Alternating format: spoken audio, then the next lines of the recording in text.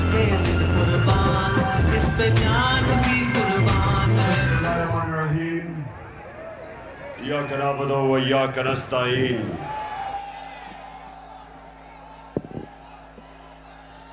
मैं सबसे पहले अपने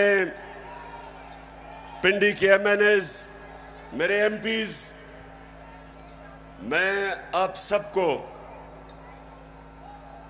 मुबारक देता हूं, खराज तहसीन पेश करता हूं कि आपने इतने थोड़े वक्त पे ये जलसे को ऑर्गेनाइज किया और माशाअल्लाह लियाकत बाग में इस तरह का जलसा, इस तरह की रौनक, मैं आप सबको, आपको भी, मेरी बहनों को भी, नौजवानों को भी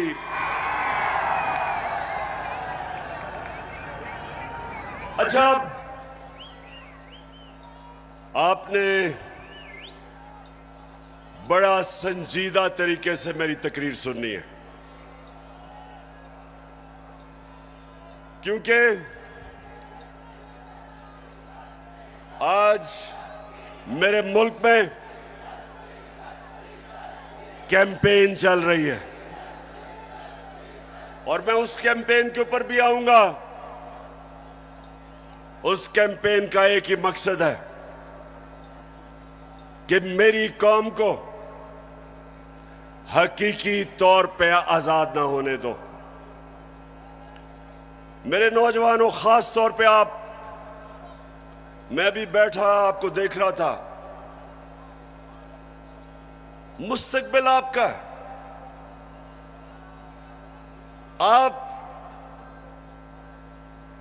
आपने ये फैसला करना है कि क्या हमने उस पाकिस्तान में बड़ा होना है जिसकी ख्वाब देखी थी इल्लामा इकबाल ने और जिसके लिए जदोजहद की थी कायदे आजम ने, या वो पाकिस्तान जिधर कमजोर के लिए एक कानून, ताकतवर कानून से ऊपर कमजोर अपने हकूक ढूंढता है और ताकतवर सारे कानून तोड़ता है। ये पाकिस्तान जिस तरफ जा रहा है, मेरे नबी सल्लल्लाहु अलैहि वसल्लम ने तकरीबन 1500 साल पहले कहा था कि तुम्हारे से पहले बड़ी कौमें तबाह हुई। जो कमजोर जब चोरी करता था तो जेल में डाल देते थे, लेकिन जब ताकतवर जुर्म करता था तो वो माशरा उनको नहीं पकड़ता था, कौम तबाह हो जाती थी। आज अगर हमारी कौम एक अजीम कौम नहीं बन सकी तो वो जो मेरे नबी सल्लल्लाहु अलैहि वसल्लम ने 1500 साल पहले कहा था, उस वजह से नहीं हो सकी। जिस मुल्क के ऊपर उसका सारा करप्ट टोला डाकू ईवानों में बैठ जाए और आम आदमी अपने बुनियादी हुकूक की तलाश में हो, जितनी मर्जी चोरी करनी है बड़ा डाकू चोरी करे, उसको पाकिस्तान का जब निजाम, इंसाफ का निजाम नहीं पकड़ता, उस मुल्क का कोई मुस्तकबिल नहीं है। इसलिए मैंने अपनी हकीकी आजादी की तहरीक का आगाज जो आज मैं शुरू कर रहा हूं, मैंने लियाकत बाग से किया, क्योंकि ये एक ऐसा तारीखी जगह है कि जो पाकिस्तान की मूवमेंट में कायदे आजम के साथ लियाकत अली खान खड़े हुए थे, उनकी शहादत यहां हुई थी। मैं ये चाहता हूं कि मेरी सारी कौम आज तैयार हो जाए। जिस जदोजहद के लिए मैं आज आपको निकालने आया हूं, क्योंकि ये आपके मुस्तकबिल का मसला है। इमरान खान का तो अल्लाह सब दे चुका है, वो तो उसका बार बार शुक्र अदा करता है कि जाती तौर पे तो अल्लाह ने बड़े करम किए मेरे पे। लेकिन मुझे आपकी फिक्र है पाकिस्तानियों, जो आज मुल्क से हो रहा है, मुझे आपकी फिक्र है। चोर डाकू जब मुल्क की क़यादत पे बैठे हों और यहां ताकत में वो लोग हों जो जाती मफादात के लिए और अपनी अना के लिए मुल्क के मुस्तकबिल को तबाह करते हैं, इनको सिर्फ अवाम की ताकत शिकस्त दे सकती है। और मैंने अपनी आज कौम से वादा कर रहा हूं कि जब तक मैं अपनी कौम को हकीकी आजादी नहीं दिलवाऊंगा, मैं पाकिस्तान की सड़कों पे होऊंगा, मैं अपने लोगों के अंदर जाऊंगा, मैं अपनी कौम को उठाऊंगा।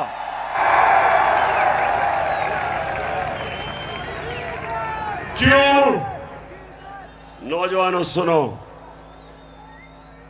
क्यों इमरान खान को हटाने की जरूरत पड़ी? क्यों बैरूनी साजिश, क्यों बैरूनी साजिश से इमरान खान को हटाया गया? जरा सुने वजह क्या थी। क्या इमरान खान मुल्क के पैसे चोरी करके बाहर बड़े बड़े महल्लात खरीद रहा था? क्या ये मुल्क के पैसे मनी लॉन्ड्रिंग कर रहा था? क्या लोगों की जमीनें चोरी कर रहा था, कब्जे कर रहा था, फैक्ट्रियां बना रहा था? मैंने जितनी देर क़यादत की, इससे कम टाइम पे, जब नवाज शरीफ 1990 में आया था, 17 फैक्ट्रियां बना चुका था। 17 फैक्ट्रियां बना चुका था। मैं सिर्फ क्यों निकाला नवाज शरीफ को? क्यों निकाला? क्योंकि उसने चोरी की थी। लेकिन इमरान खान की रिजीम चेंज क्यों की गई?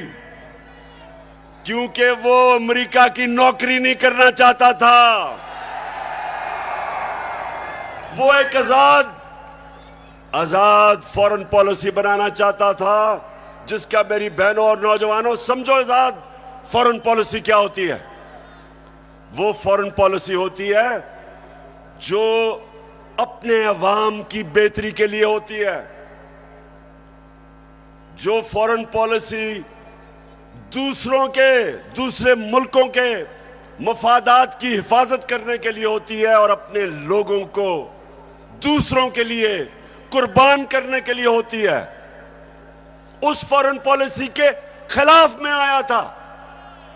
मैं ये नहीं चाहता था कि अमेरिका की जंग में मेरी कौम जाए और 80,000 मेरे लोग उस जंग के अंदर कुर्बान हो अमेरिका के लिए।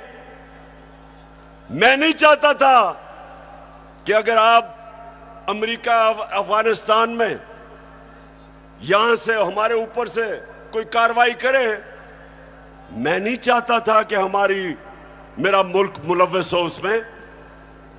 क्योंकि मैं क्यों चाहूं कि अफगानिस्तान से हमारे ताल्लुकात खराब हो? मैं चाहता हूं कि मेरी फॉरेन पॉलिसी हो जो मेरे लोगों की बेहतरी में हो। अगर रूस से मुझे 30 या 40% कम कीमत पे तेल मिलता था और मैं अपने लोगों को सस्ती पेट्रोल और फजलुर रहमान दूं, तो मैं क्यों ना दूं? दिल में हो नीयत साफ तो हो इंसाफ, कहे इमरान खान। तो चली है अब तहरीक के होगा ठीक, ये प्यारा पाकिस्तान।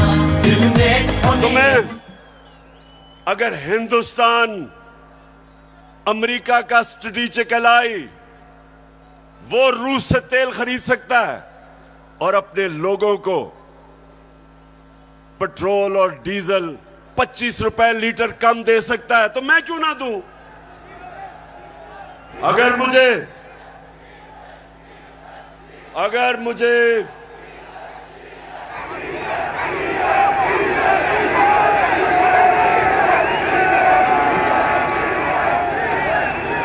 सुने नौजवानों, ये जरूरी है सुनना। देखें, अब आप समझ जाए, आजाद फॉरेन पॉलिसी है हिंदुस्तान की। उनका मुल्क सारे फैसले करता है अपने लोगों की बेहतरी के लिए। हमारे यहां जो गुलाम बैठे हुए थे, फैसले करते हैं दूसरे मुल्क के लिए, अपने लोगों को कुर्बान करते हैं। हम दूसरों की जंगों में शामिल होके अपने मुल्क की तबाही करते हैं। सबसे ज्यादा जो लोग बात नहीं करते, अमेरिका की जंग में जो कबायली इलाके के लोगों से जो जुल्म हुआ, जिस तरह सारा कबायली इलाका उजड़ा, 400 ड्रोन अटैक हुए, औरतें बच्चे मारे गए, उनकी जंग की वजह से 35 लाख कबायली इलाके के लोग नकल मकानी कर गए। कौन जिम्मेदार है? सिर्फ इसलिए कि यहां थोड़े साहिब इख्तिदार बैठे हुए थे जिनको थोड़े डॉलर मिलने थे, जिन्होंने थोड़े से डॉलरों के लिए अपने मुल्क को वो नुकसान पहुंचाया जो अभी भी कबायली इलाका नहीं उस नुकसान से बचा। दूसरी चीज, मैं हमेशा कहता था कि अफगानिस्तान में जो अमेरिका गया है, इसका कोई मिलिट्री हल नहीं है, डायलॉग से मसला हल होगा। और यह पसंद नहीं था उनको। और आखिर में मैंने, जब वो अमेरिका वहां से गया, तो उनके भी लोगों ने कहा कि जो मैं कहता था ठीक, लेकिन उनको पसंद नहीं है। उनको आदत पड़ी हुई थी शहबाज शरीफ जैसे गुलामों की, और नवाज शरीफ जो सदर ओबामा के सामने पर्ची पढ़ के थैंक यू कहता था।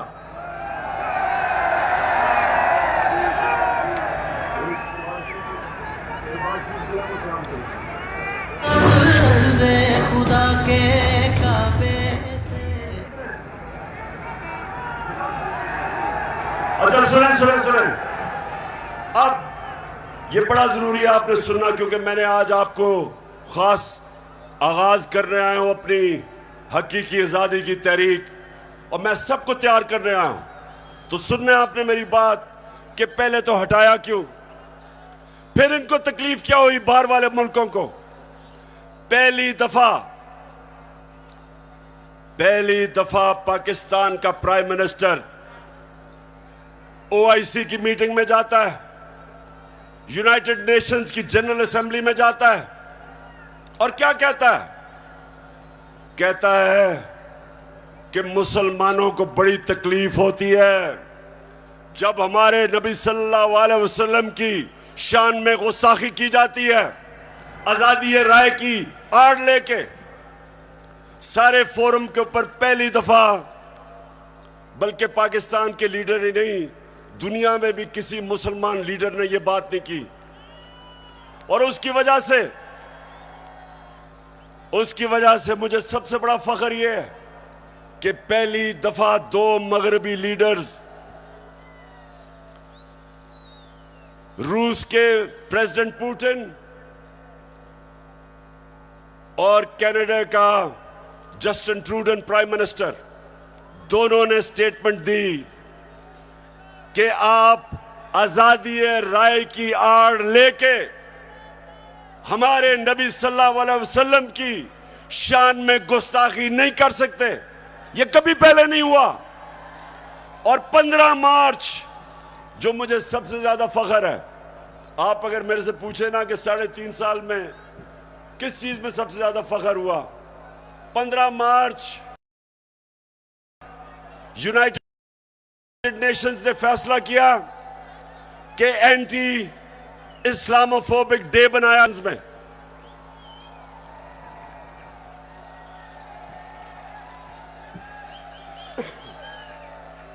तो मेरे पाकिस्तानियों, ये वो लोग जो आदी हुए थे, वो तिफल क्या गिरेगा जो घुटनों के बल चले, इनके आदी हुए थे, आदी हुए थे, उनको पसंद नहीं आया ये। पूरा साजिश हुई। डोनाल्ड लू ने धमकी दी, साजिश पहले से हुई थी, और इन्होंने तब वो गवर्नमेंट गिराई जो उस वक्त 17 साल के बाद सबसे बेहतर माशी तरक्की कर रही थी। 17 साल के बाद आखिरी 2 साल में 5.6% और 6% पाकिस्तान इकोनॉमिकली हमारी ग्रोथ रेट थी, हमारी दौलत में इजाफा था। उस गवर्नमेंट को गिराया जिसकी रिकॉर्ड एक्सपोर्ट्स थी, रिकॉर्ड टैक्स कलेक्शन, बैरून मुल्क पाकिस्तानियों ने रिकॉर्ड रेमिटेंसेस भेजी। उस गवर्नमेंट को इन्होंने गिराया। किसानों के लिए बेहतरीन जो हमने पैकेजेस दिए, रिकॉर्ड फसलें हुई, उस गवर्नमेंट को इन्होंने गिराया। और उन्होंने गिराया इसलिए कि इनको इमरान खान नहीं चाहिए था, इनको चेरी ब्लॉसम चाहिए था। अब देखो, ये जरा देखें, होके आया हूँ मैं, यूएई के होके, अभी मैं तुर्की होके आया हूँ, और मैंने उन भाइयों को कहा कि आप हमारे बड़े अजीम भाई हैं, हमेशा आपने हमारी मदद की। और मैंने यही कहा, जब मैं आया हूँ तो आप समझेंगे शायद ये मांगने के, शायद ये मांगने आया है, मैं मांगने नहीं आया, लेकिन मजबूरी है। हमारा जिस तरह माजी में 75 साल में आपने हमारा हाथ बटाया है, कुछ अर्सा आप हाथ बटा। मैंने कहा मैं वादा करता हूं कि इंशाअल्लाह हम पूरी कौम हम मिलकर दिन रात, हमेशा आपने हमारी मदद की। और मैंने यही कहा, जब मैं आया हूं तो आप समझेंगे शायद ये मांगने आया है, मैं मांगने नहीं आया, लेकिन मजबूरी है।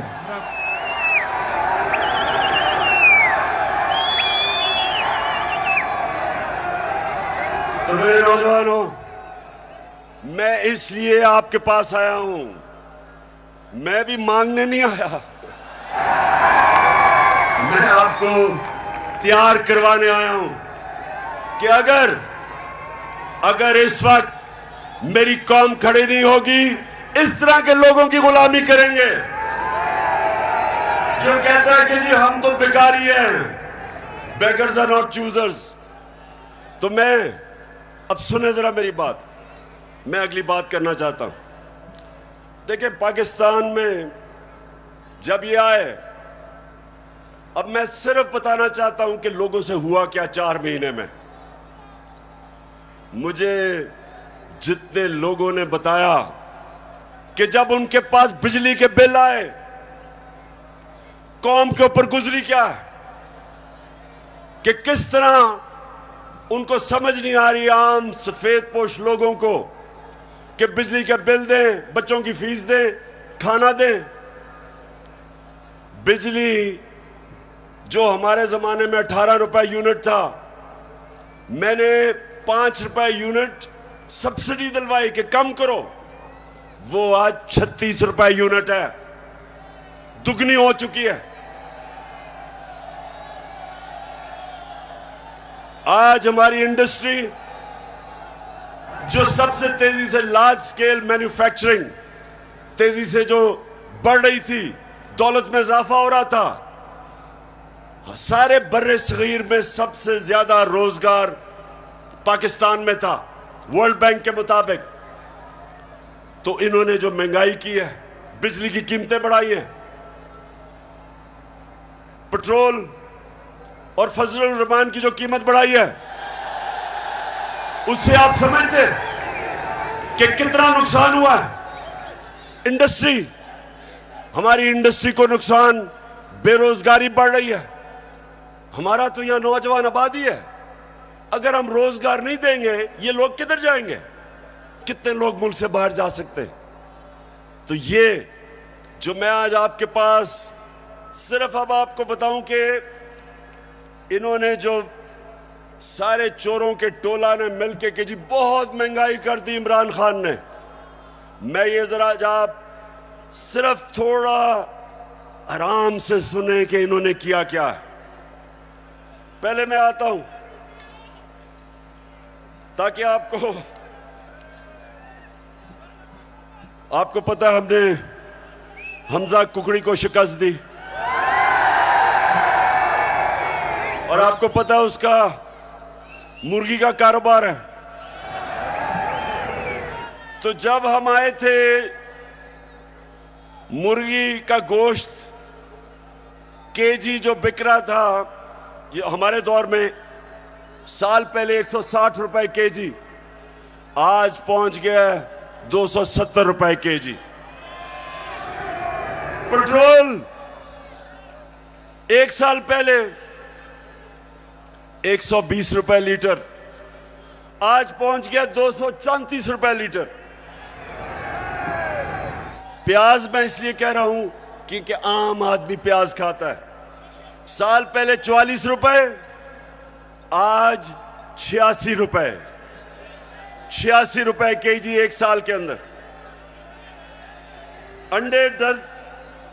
अंडे दर्जन हमारे जमाने में 155 रुपए, आज 211 रुपए। चावल साल पहले 95 रुपए, आज 121 रुपए। दाल माश आम आदमी खाता है, साल पहले 240 रुपए, आज 366 रुपए। चक्की का आटा साल पहले 70 रुपए केजी और आज 105 रुपए केजी। ये खाने पीने की आम आदमी की मैं चीजें बता रहा हूं, मैं पैसे वालों का हालात नहीं बता रहा, मैं अपने आम पाकिस्तानियों का बता रहा हूं।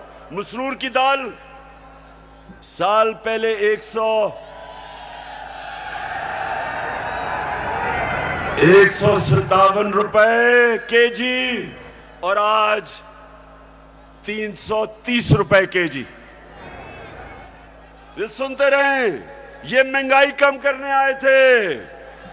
घी साल पहले 850 रुपए, आज 1420 रुपए। और जरा तीन चीजें सुन लें। देखें हमारे ऊपर कर्जे चढ़े हुए हैं। अब जरा सुने, जरा मैं चाहता हूं नौजवानों आप सुने, क्योंकि आपका मुस्तकबिल है। हमारे ऊपर कर्जे चढ़े हुए थे। कर्जे कैसे उतारने? दौलत में इजाफा करके कर्जे उतरते। आपकी जब फैक्ट्रियां चलती हैं, बाहर से सरमायाकारी होती है, आपकी किसानों की पैदावार बढ़ती है, दौलत में इजाफा होता है, उससे आप अपने कर्जे वापस करते हैं। मसलन मैंने दुकान के लिए कर्जा लिया, मैंने दुकान बना ली, अब मैंने कर्जा ले लिया। अब जब जैसे जैसे मेरी ज्यादा सेल होगी, मेरी दौलत में इजाफा होगा, मैं कर्जे वापस करूंगा। अब जब से ये आया, क्या हो रहा है? बजाय दौलत में इजाफा होने के फैक्ट्रियां बंद हो रही हैं।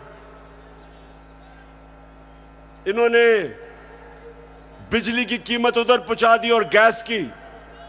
फैक्ट्रियां मुकाबला नहीं कर सकती हिंदुस्तान का, एक्सपोर्ट्स गिर रही हैं। एक्सपोर्ट्स हमारे जिस महीने हम छोड़ के गए थे, एक्सपोर्ट्स 3.1 अरब डॉलर था, आज एक्सपोर्ट्स इस महीने 2.2 अरब डॉलर, जो 3.1 अरब डॉलर से एक्सपोर्ट नीचे आ गई 2.2 अरब डॉलर पे। रिमिटेंस जो बैरून मुल्क पाकिस्तानी पैसा भेजते हैं, हमारे आखिरी महीने में 3.1 अरब डॉलर, वो नीचे आके 2.5 अरब डॉलर पे आ गई। मतलब कि दौलत में इजाफा नहीं हो रहा, कर्जे बढ़ते जा रहे हैं। इनके पास हल क्या है? आर्मी चीफ से टेलीफोन करवा रहे हैं सऊदी अरेबिया को कि जी पैसे दे दो, क्योंकि इनको तो सारे समझते हैं कि चोर है ये, इनको तो पैसे कोई नहीं देता। तो आर्मी चीफ अमेरिका को कभी टेलीफोन कर रहा है, कभी यूएई को कर रहा है, कभी सऊदी को कि जी पैसे दे दो। तो इससे क्या होगा? वो तो कर्जे देंगे, कर्जे बढ़ते जा रहे हैं। कर्जे वापस कैसे कर रहे हैं? दौलत में तो इजाफा नहीं हो रहा। और इसलिए मेरे पाकिस्तानियों, इसलिए मैं इनको कहता हूं कि एक ही तरीका है इस मुल्क को इस दलदल में जो घुसा रहे हैं निकालने का, और वो है साफ और शफाफ इलेक्शन। एक ही रास्ता है। लेकिन ये सारे खौफजदा हैं। इन्होंने जब हुकूमत गिराई, नौजवानों सुनो, हुकूमत जब गिरवाई, इनका ख्याल था पार्टी का जनाजा निकल गया। उसके बाद जब पब्लिक सड़कों पे आ गई, इन्होंने 25 मई को हमारे ऊपर जुल्म किया दहशत फैलाने के लिए। उसके बाद 17 जुलाई को बाई इलेक्शन हुआ पंजाब का, हमजा कुकड़ी फारग हो गया, हम जीत गए। सितम के कोहे गरा रूई की तरह उड़ जाएंगे हम महकूमों के पांव तले। ये धरती धड़ धड़ धड़केगी और अहले हुक्म के सहरुख पे जब बिजली कड़कड़ कड़केगी हम देखेंगे लाजिम है कि हम भी। तो जब 17 जुलाई धांधली के बावजूद ये जो इन्होंने चीफ इलेक्शन कमिश्नर बैठाया हुआ है, इसने पूरी खिदमत की मरियम की और हमजा की, पूरी कोशिश की, धांधली की, इंतजामिया इनके साथ, पुलिस इनके साथ। उसके बावजूद पाकिस्तानी कौम, पंजाब के लोग इतनी तादाद में निकले कि इलेक्शन हार गए धांधली के बावजूद। उसके बाद इनको और खौफ आ गया। उसके बाद इन्होंने एक और प्लान लेके आए। इन्होंने कहा अगर हम अब इलेक्शन करवाएंगे तो ये तो 2/3 अक्सरियत ले जाएगी तहरीक इंसाफ। डर गए, खौफजदा हो गए। फिर इन्होंने एक और प्लान बनाया, और प्लान बनाया कि तहरीक इंसाफ को क्रश करो। पाकिस्तान की जो सबसे बड़ी पार्टी, किसी ना किसी तरह इसको क्रश कर इलेक्शन तब तक ना कराओ जब तक पार्टी क्रश ना हो। और मैं बार बार आइन और कानून के बीच में रहता रहा। 25 मई को जो इन्होंने जुल्म किया, उसके बावजूद अगर मैं उस दिन डी चौक में, अगर मैं उस दिन वहां से अपना धरना खत्म ना करता, मुझे पता था कि शाम को खून होना है। मुझे पता है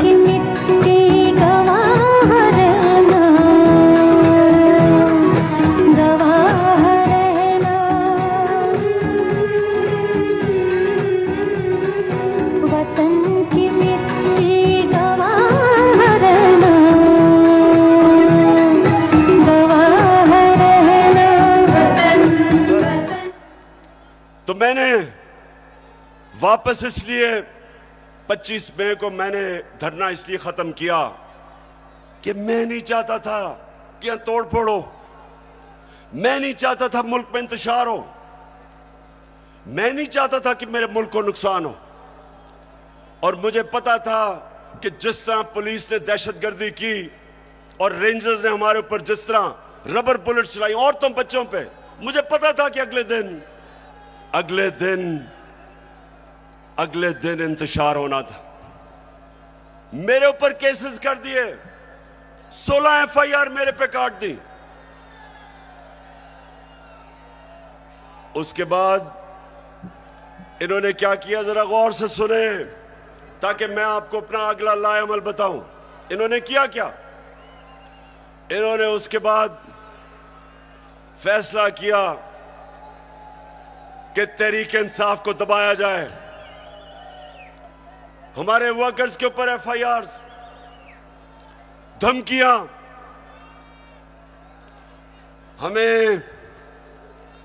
हमें यह कहा गया कि जनाब अगर आप किसी किस्म का अगर आपने किसी किस्म का कानून तोड़ा तो सारा स्टेट की ताकत आपके ऊपर आ जाएगी। एक बहुत बड़ा इस्लामाबाद में तब्दीली भी हुई। एक मिस्टर एक्स उधर लाहौर में और एक मिस्टर वाई को इस्लामाबाद लाया गया हमें सीधा करने के लिए। देखें, मैं अब आता हूं जिस चीज के ऊपर मुझे सबसे ज्यादा तकलीफ है। इन्होंने शहबाज गिल को पकड़ा, अगवा किया, उसको पकड़ के अंदर ले गए, नंगा करके उसको मारा।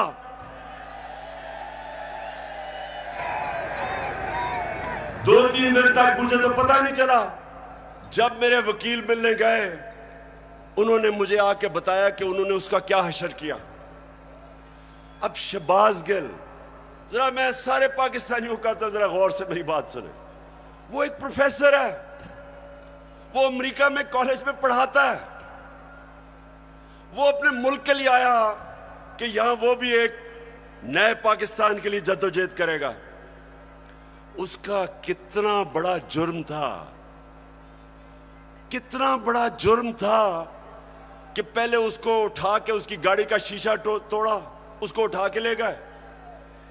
उसके ड्राइवर की बीवी को उठा लिया, 10 महीने की बेटी उसकी, उसको ले गए और उसको नंगा करके इन्होंने उसको मारा, उसकी तस्वीरें बनाई। जब वो ज़हनी तौर पे जब वो डिस्टर्ब हुआ तो उसकी तस्वीरें बनाई। मैं, वो लोग जिन्होंने ये किया, मैं उन सारों को आज उनसे मुखातिब हूं कि आप सोचें कि आपसे ये होगा, कभी हुआ तो आपके और आपकी फैमिली के ऊपर क्या गुजरेगी। सोचें, एक इंसान की आप डिग्निटी खत्म कर रहे हैं, उसको जानवर भी इस तरह की हरकतें नहीं करते। अल्लाह कुरान में कहता है कि मैंने इंसान को वो सलाहियत दी है कि फरिश्तों से भी ऊपर बना दिया, लेकिन साथ वो ये भी कहता है कि जब इंसान गिरता है वो जानवरों से भी नीचे चला जाता है। ये जो इन्होंने किया है, ये जानवरों से भी नीचे चले गए हैं। खुदा के काबे से सब बुत उठवाए जाएंगे, हम रह ले सफा। फिर झूठ बोला जाता है। सारे डरे हुए होते हैं, सुपरिटेंडेंट सच नहीं बताते कि उसके ऊपर तशद्दुद हुआ, छुपाने की कोशिश की जाती है। और मुझे जो अफसोस हुआ कि मैजिस्ट्रेट ज़ेबा, जब आपके सामने एक आदमी आया और तशद्दुद पुलिस कर चुकी थी उस पर, क्या आपको वापस पुलिस के पास उसको भेजना चाहिए था? आपको तफ्तीश नहीं करनी चाहिए थी? ये आपको इंसाफ का तकाजा था कि जब एक आपको नजर आ रहा था कि वो बिल्कुल टूट चुका था, जो उन्होंने उसे जुल्म किया था, उसके बावजूद वापस भेज दिया पुलिस के पास। और फिर कहते हैं जी किसी को तौहीन हो गई। ये आप जो इतना बड़ा रुतबा है जज का, उससे आप इंसाफ नहीं कर रहे। और जो आईजी और डीआईजी इस्लामाबाद, इनके ऊपर, दोनों के ऊपर केसेस हमने दर्ज करवाए हैं, आप इनके ऊपर एफआईआर कटवाई है। और मैं सारी अपनी कौम को कहता हूं कि ये आजाद मुल्कों में ऐसी चीजें नहीं होती। सिर्फ गुलाम मुल्कों में, जिधर आपके हकूक नहीं होते, जिधर इंसाफ नहीं होता, जिधर आइन की और कानून की बालादस्ती नहीं होती, उन कौमों में ये होता है। वहां लोग गुलाम होते हैं, वो कभी ऊपर नहीं आ सकते। जिस कौम के अंदर इंसाफ नहीं होता, वो कभी ऊपर नहीं आती। नबी सल्लल्लाहु अलैहि वसल्लम ने मदीना में लोगों को इंसाफ दे के आजाद कर दिया था। उन्होंने सबको कानून के सामने एक बराबर खड़ा कर दिया था।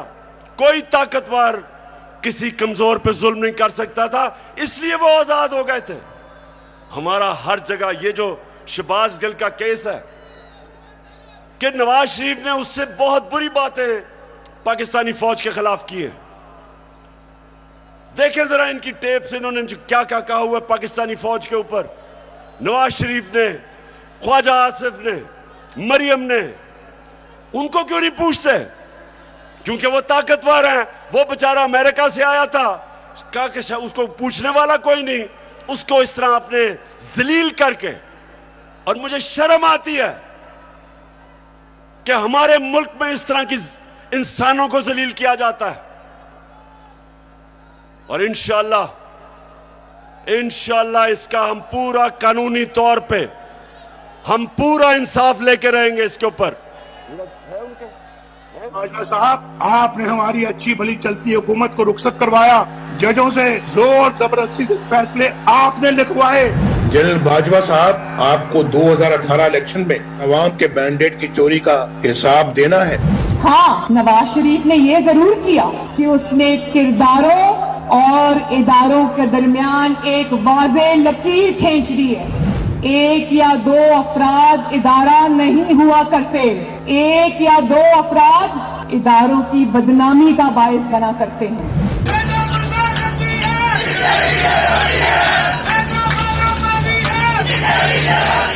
तुम हमें सियासत बतलाते हो, अपने हुदूद में रहो। इसराइल की नौकरी न किया करो। इसराइल के वजीफों पर पलने वाले जर्नलों, अपने हुदूद में रहो। बड़े बड़े रैंकों वालों से भी अपने आप को मुहतरम समझता हूँ, तो सीधे हो जाओ। और अगर बिगड़ोगे तो फिर अगर हम बिगड़ गए तो अफगानिस्तान में अमेरिका का क्या हश्र हुआ, खुदा की कसम यहाँ तुम्हारा वही हश्र होगा। और अभिनंदन की क्या बात करते हैं। मुझे याद है चीफ ऑफ आर्मी स्टाफ तशरीफ लाए, पैर कांप रहे थे, पसीने माथे पे थे। दफा के लिए ये पूरी इंप्यूनिटी के साथ अपना सीना चौड़ा करके डिफेंस बजट को क्लेम कर रहे हैं और मांग रहे हैं कौम से। कौम की हड्डियों से गोश्त तक जो है इन्होंने निचोड़ लिया है और उतार लिया।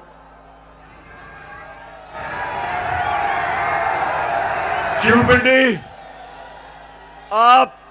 आप जज बने और आप फैसला करें कि ये हमारी फौज को क्या ये नुकसान पहुंचा रहे हैं या ये डैमेज करते थे, या वो जो शहबाज गिल ने का वो आपको पता भी नहीं चलेगा उसने क्या कहा इसके मुकाबले में।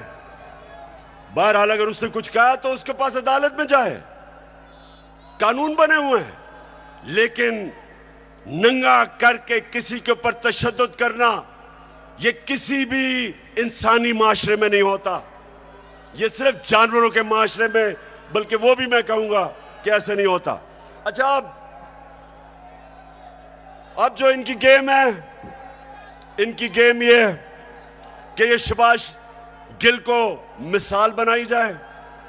ARY जो कि हमारा मौकफ, तहरीक इंसाफ का मौकफ पेश करता था, जो पाकिस्तान की नंबर 1 चैनल बन चुकी थी, उसको सिर्फ इसलिए बंद किया गया कि जनाब किसी तरह तहरीक इंसाफ का मौकफ ना पेश किया जाए।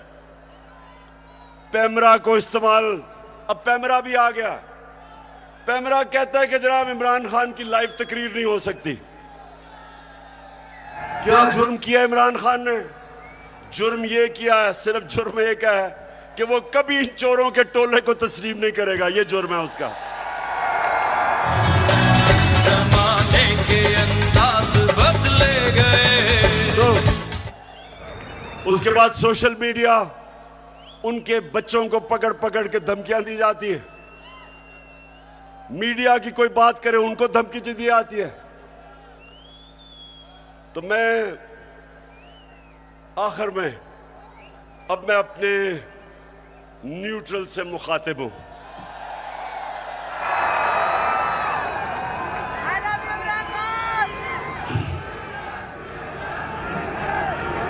मैं सबसे पहले आपको यह बताना चाहता हूं, वो वाले जो 4 लोगों की स्टेटमेंट है ना,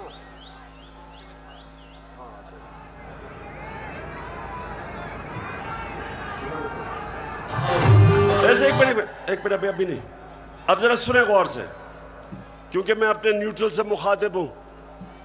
मैं अब जरा उनको बताना चाहता हूं हमारे से हुआ क्या। जब 25 मई को हमारे ऊपर पुलिस ने तशद्दुद किया,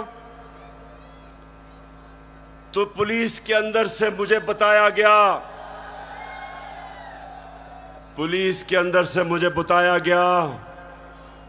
कि जनाब ये पीछे से हमें हुक्म था, यानी कि न्यूट्रल्स का प्रेशर था कि इनको फेंटा लगाओ। जरा सुनते जाए, मैं इस मुल्क के अंदर मेरा जीना मरना है, मैं कोई बाहर नहीं भागूंगा, मेरी कोई बाहर जगह नहीं है, मेरा जीना मरना यहां है। और शायद बाकियों से ज्यादा मुझे इस मुल्क की फिक्र है। तो मुझे यह कहा गया कि ना जनाब हमारे पीछे से प्रेशर है। फिर ये जो चीफ इलेक्शन कमीशन हर फैसला हमारे खिलाफ दे रहा है, पूरा ये जो मुझे डिस्क्वालीफाई करने की कोशिश है, अंदर से पैगाम आता है कि जी मैं तो वो तो कुछ नहीं कर रहा, पीछे से प्रेशर है बूट का।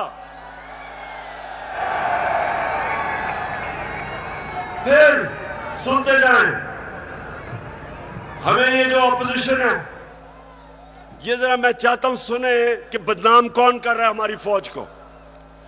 ये अभी ये जो पुलिस वाला जो हुआ शहबाज गिल से, हमने पुलिस से पूछा तुमने तशद्दुद, हमें तो पता ही नहीं जी, पीछे से हुआ है कुछ, वो भी आपकी तरफ कह रहे हैं। तो जो भी हो रहा है आज पाकिस्तान में, जो गलत काम होता है आपका नाम लग जाता है।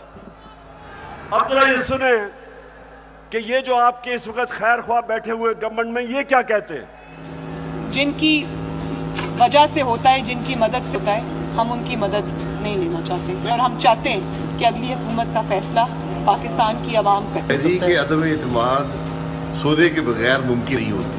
यहाँ पर अदम एतमाद का जो निज़ाम है इस्टेब्लिश के बगैर मुमकिन नहीं है। कोई डील करके इक़्तिदार नहीं चाहते। पाकिस्तान में तहरीक अदम एतमाद उस सूरत में अमूमन कामयाब होती है जब इस्टेब्लिशमेंट आपकी पुष्ट पे हो। इस्टेब्लिशमेंट करती है, वो डील का नतीजा होता है।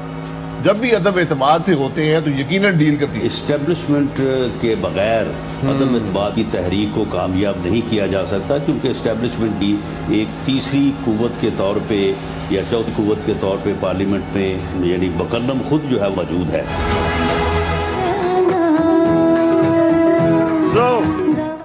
सो मैं ये सवाल पूछता हूं, कौन किसको बदनाम कर रहा है? और उसके बाद जरा सुनते रहे, हमें पैगाम आता है, मेरे घर से कोई मिलने आता है, उसको टेलीफोन आ जाता है एजेंसी से जी कि जी आप क्या करने गए थे। मेरे घर में लोग मिलने आ रहे हैं, पुलिस खड़ी है नीचे, उनके जूते उतार रही है। ये पुलिस नहीं कर रही, पुलिस हमें खुद बताती है कि पीछे से न्यूट्रल्स का हुक्म है हमें। तो मैं आज पूछता हूं कि क्या आप न्यूट्रल हैं या नहीं हैं, बताएं हमें। और अगर नहीं है तो क्यों इस मुल्क को इतना नुकसान पहुंचा रहे हैं? अगर इन लोगों के साथ आपने खड़ा होना है तो क्या आपका ख्याल है कि जो कौम 30 साल से इनको चोर समझती है, वो क्योंकि आज आप इनके साथ खड़े हैं, वो इनको पाक कर देगी, वो मान जाएगी कि ये नहीं, चोर नहीं है? आपको भी नुकसान पहुंच रहा है। मैं आज इसलिए कह रहा हूं सब कुछ कि मुझे पता है प्लान क्या बना हुआ है। जो मिस्टर वाई आया, मुझे पता है वो क्या प्लान बना के आया है कि मीडिया को दबाओ, आवाज बंद करो, इनको डराओ धमकाओ, शहबाज गिल को मिसाल बनाओ, इमरान खान को जेल में डाल दो। इमरान खान को जेल से कोई फर्क नहीं पड़ेगा। जो करना करो।